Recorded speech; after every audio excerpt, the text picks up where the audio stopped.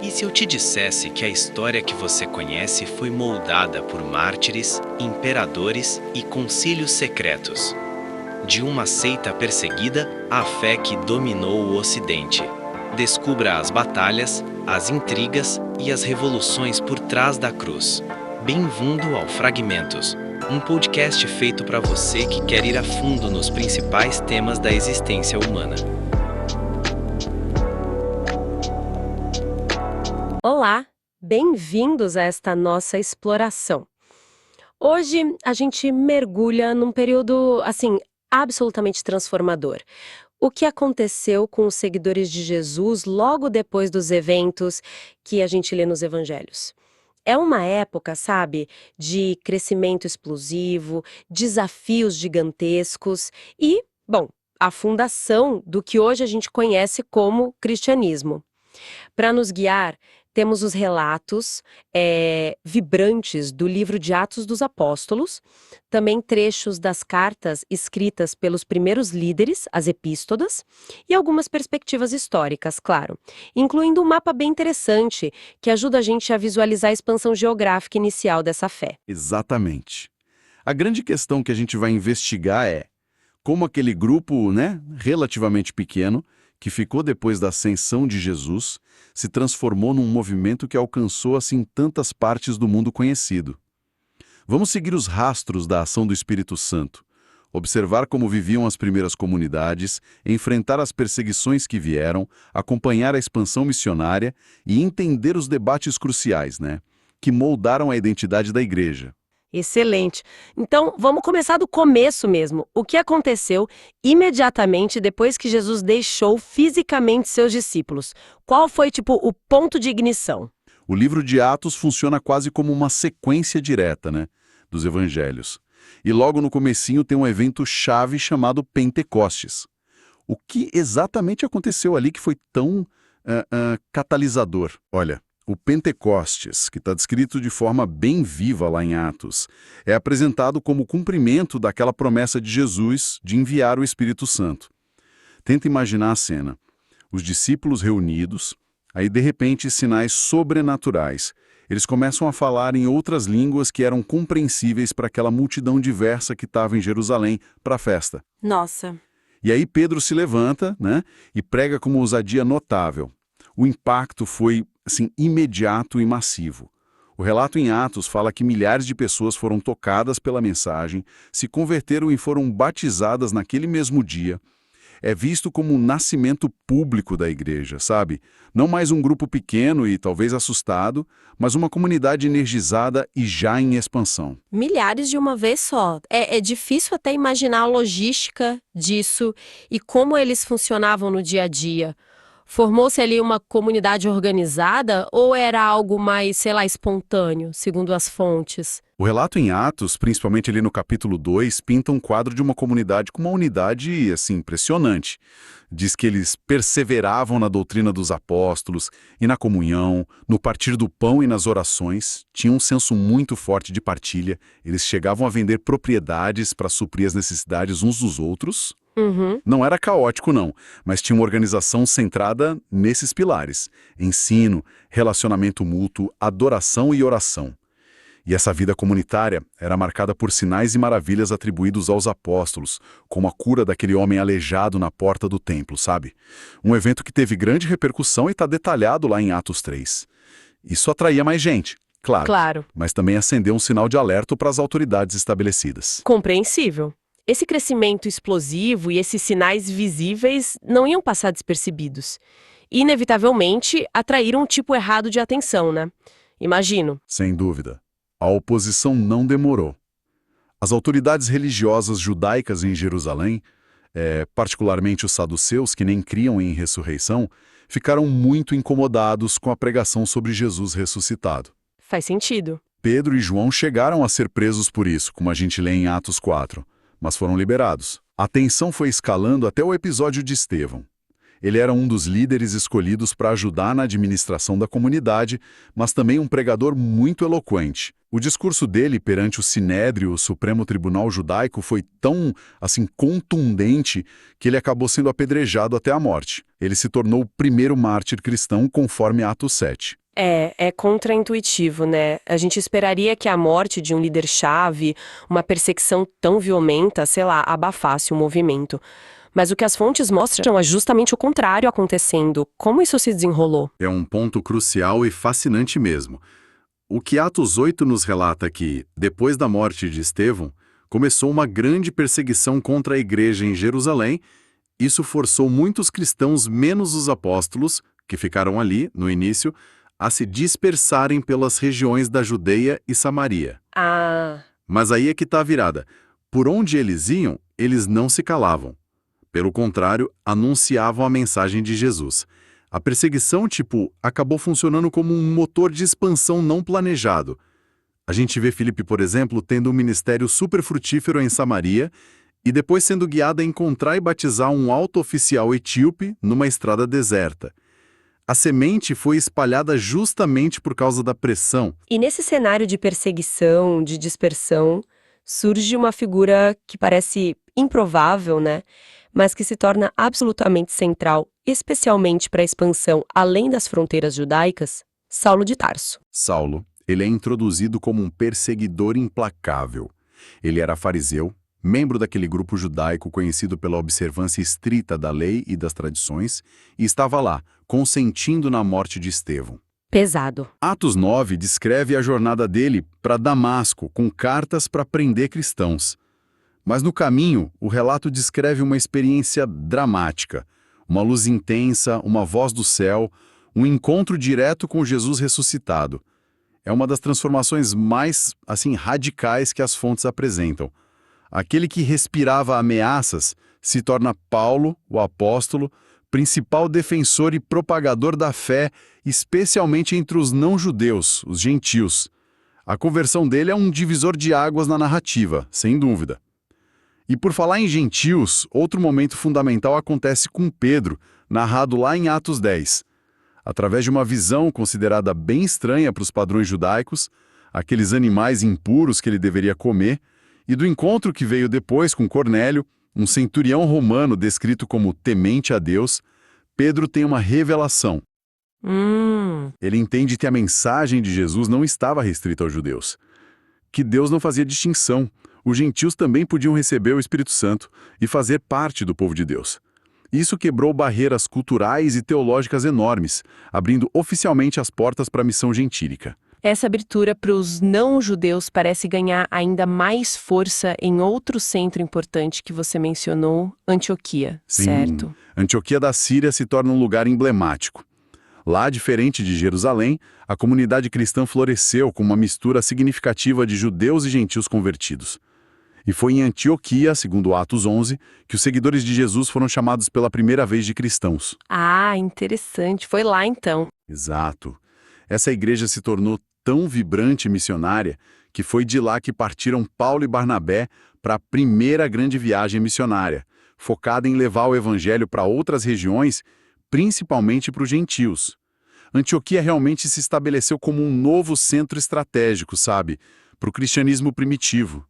Mas imagino que essa inclusão massiva de gentios, gente sem todo aquele pano de fundo da lei judaica, deve ter gerado uns debates internos. A questão da circuncisão e das leis de Moisés, por exemplo. Gerou, e foi uma tensão fortíssima. Alguns cristãos de origem judaica, particularmente aqueles com passado fariseu, insistiam que os gentios convertidos precisavam ser circuncidados e guardar a lei de Moisés para serem considerados salvos e plenamente integrados. Era uma questão que ameaçava dividir a igreja em dois ramos, um judaico e um gentílico. Uma divisão logo no começo. Exato. Essa crise levou à convocação do que ficou conhecido como o Concílio de Jerusalém, um encontro crucial descrito em Atos 15. Nesse encontro, depois de muito debate, líderes como Pedro, Paulo, Barnabé e Tiago, que era irmão de Jesus, e uma figura de liderança na igreja de Jerusalém, chegaram a um consenso. Pedro relembrou como Deus tinha dado o Espírito Santo aos gentios, da mesma forma que aos judeus. O ponto crucial aqui não é só a decisão em si, mas o princípio estabelecido. A salvação vem pela graça de Deus, através da fé em Jesus, e não pela obediência a rituais da lei mosaica. Isso é fundamental. Foi uma revolução teológica que permitiu ao cristianismo se tornar global, em vez de ficar só como uma seita dentro do judaísmo. Decidiram não impor o fardo da lei aos gentios, pedindo só algumas abstenções práticas para facilitar a convivência entre judeus e gentios nas comunidades. Essa decisão foi vital para a unidade e para o futuro da missão. Falamos muito da expansão e dos debates que definiram quem poderia fazer parte. Mas como essas comunidades espalhadas se organizavam internamente? E quais eram os ensinamentos fundamentais que as guiavam, segundo as fontes que a gente tem? As fontes, principalmente Atos e as diversas cartas, as epístolas do Novo Testamento, nos dão um vislumbre disso. No comecinho, a liderança clara era dos apóstolos, que foram testemunhas oculares de Jesus, e também de profetas que traziam mensagens diretas. Com o crescimento e a distância, a gente vê a instituição de líderes locais. As cartas mencionam presbíteros, do grego presbíteros, que significa ancião, de onde vem nossa palavra presbítero, e também bispos ou supervisores, do grego episcopos. Esses líderes eram responsáveis por pastorear, ensinar e zelar pela saúde espiritual das congregações locais. A gente vê isso nos relatos de Paulo nomeando líderes nas igrejas que ele fundava e nas instruções que ele dá a Timóteo e Tito sobre as qualificações necessárias para essa liderança.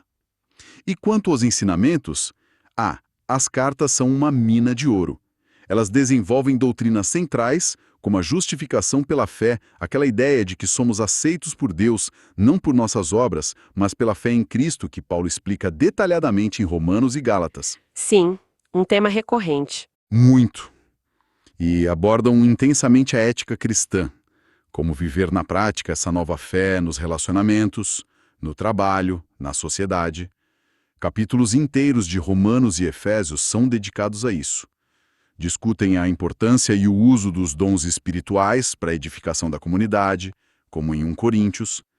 Orientam sobre práticas de adoração, como a ceia do Senhor. E algo muito presente é a quantidade de advertências contra falsos ensinos e divisões, mostrando que esses desafios surgiram desde muito, muito cedo. Interessante notar essas estruturas e ensinos se formando ali, né? Agora, nossa conversa e o livro de Atos focam muito na expansão pelo Império Romano. Mas o mapa que a gente tem como fonte sugere uma história que vai além, especialmente para o Oriente. O que a gente sabe sobre isso? É uma parte da história frequentemente negligenciada, mas, nossa, fascinante. Embora Atos se concentre na trajetória para o Ocidente, Ásia Menor, Grécia, Roma, há evidências históricas e arqueológicas robustas de uma expansão muito antiga e significativa para o leste, para fora das fronteiras do Império Romano. Sério?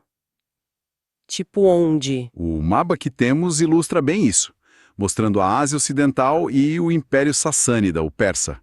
Cidades como Edessa, hoje Urfa, na Turquia, e Nísibis, ali na fronteira Síria-Iraque, se tornaram centros cristãos muito importantes já nos primeiros séculos.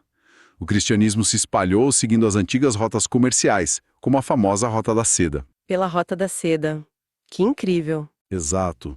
O mapa indica essa rota conectando cidades como Merv, no atual Turcomenistão, Samarcanda, no Uzbequistão, e indo em direção à Ásia Central.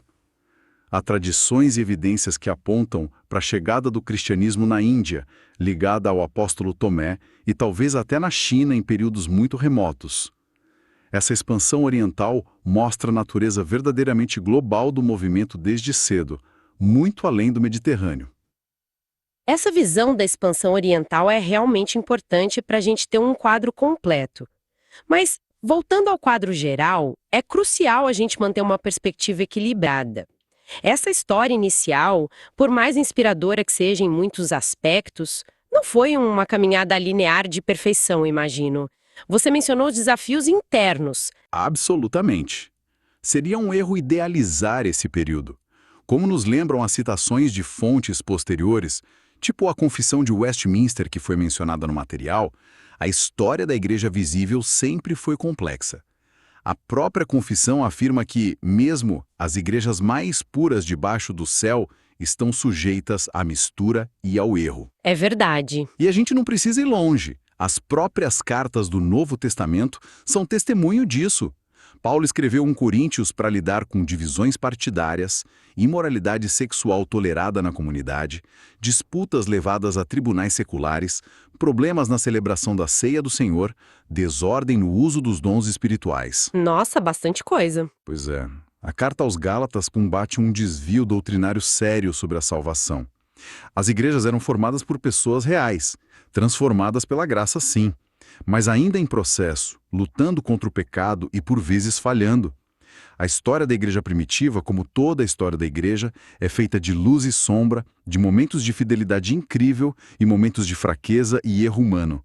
É uma história realista, não um conto de fada, sabe? Então, fazendo um balanço dessa nossa imersão na igreja após evangelhos, o que salta aos olhos? Vemos sem dúvida uma fé incrivelmente dinâmica, né? Impulsionada por algo que os relatos descrevem como Espírito Santo e que se espalhou de forma impressionante, superando barreiras culturais, geográficas e resistindo a perseguições brutais. Exato. Vimos também a importância de momentos de clareza doutrinária, como aquele Concílio de Jerusalém, que foram fundamentais para definir a identidade e a missão da igreja, especialmente em relação aos gentios. Observamos o surgimento de estruturas de liderança para nutrir e guiar essas comunidades em crescimento. E ressaltamos essa expansão muitas vezes esquecida para o Oriente, mostrando um alcance bem mais vasto do que geralmente se pensa. Uhum. E claro, fica evidente que a igreja lidou com desafios internos e externos desde o seu nascimento. Uma dinâmica que, de formas diferentes, permanece ao longo dos séculos. Isso nos deixa com uma pergunta para refletir, né? Como essa história inicial, com seus triunfos espetaculares e suas falhas tão humanas, ainda conversa conosco hoje? O que essa grande nuvem de testemunhas do passado, para usar a expressão da carta aos Hebreus, pode nos ensinar sobre resiliência, sobre fé, unidade e missão em meio aos desafios do nosso próprio tempo? É a questão fundamental, né? A jornada começou de forma extraordinária, superando obstáculos que pareciam intransponíveis, e essa jornada continua. Compreender as raízes, os princípios que foram estabelecidos, os erros que foram cometidos, as vitórias que foram alcançadas e, principalmente, como as fontes descrevem a ação divina nesse processo todo, certamente nos equipa para entender melhor o presente e talvez para enfrentar o futuro com mais sabedoria e, quem sabe, esperança. Muito obrigada por nos acompanhar nesta análise. Esperamos que tenha sido uma exploração valiosa e que desperte ainda mais curiosidade sobre esse período tão fundamental. Até a próxima!